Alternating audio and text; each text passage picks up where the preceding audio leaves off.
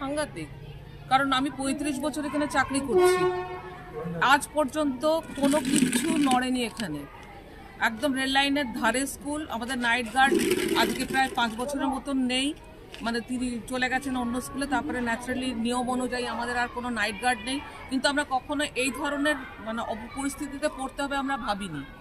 তো কাগজপত্র নাও, টাকা পয়সা, এই যে ভাঙা ভাঙি ব্যাপারটা, এই জিনিসটা ঠিক মেনে নেওয়াটা খুব কষ্টকর হয়ে যাচ্ছে। এটাতেই আমরা আতঙ্কিত। আনুমানিক 50,000-এর মতন তো এখান থেকে গেছে। এবারে কত আরো ঠিক আছে, আমার মানে হিসাব করতে আমি জানি না, আমি এটা তার আগের কথা বলছি। আর তাছাড়া টিচারদের যে মানে স্টাফ রুমেও যে লকারগুলোকে ভাঙা হয়েছে, সেখানে কার কত টাকা আছে তারাই বলতে পারবে। কারণ এমন একটা পরিস্থিতির মধ্যে আবার গার্জেনরা এসেছে ভর্তি করবার জন্য, আমি সেই জিনিসটাকে মেনটেন করবার চেষ্টা করে যাচ্ছি। পুলিশ এসছে অনেক পরে, পুলিশ এসছে প্রায় 11:30। কমপ্লেন করেছি আমাদের HM 11:30 না, পুলিশ 11:15 এরকমই হবে।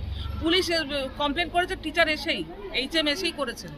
আমাদের তো সিসিটিভি পর্যন্ত রয়েছে সেখানে। সিসিটিভিতে তো মানে জানি না, ওরা নিশ্চয়ই কালেকশন করেছেন যে কি ব্যাপার হয়েছে না হয়েছে, চেনা যাচ্ছে কি না যাচ্ছে আমি বলতে পারবো না। সিসিটিভি থাকা সত্ত্বেও যখন ছিল না তখন কিছু হয়নি, আজকে সিসিটিভি লাগাবার পরেও কিন্তু এই ঘটনা। আমার নাম সঞ্চিতা চক্রবর্তী।